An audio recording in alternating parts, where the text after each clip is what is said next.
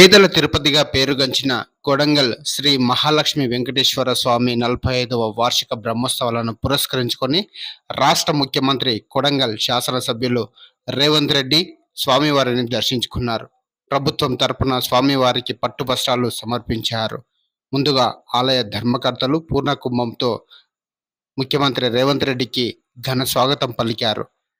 అనంతరం జాతర స్థలంలోని వరాహస్వామిని దర్శించుకొని పట్టు వస్త్రాలతో ఆలయంలోకి చేర్చుకొని స్వామివారికి పట్టు వస్త్రాలను సమర్పించి మొక్కులు తీర్చుకున్నారు. అనంతరం ప్రత్యేక పూజలు నిర్వహించారు.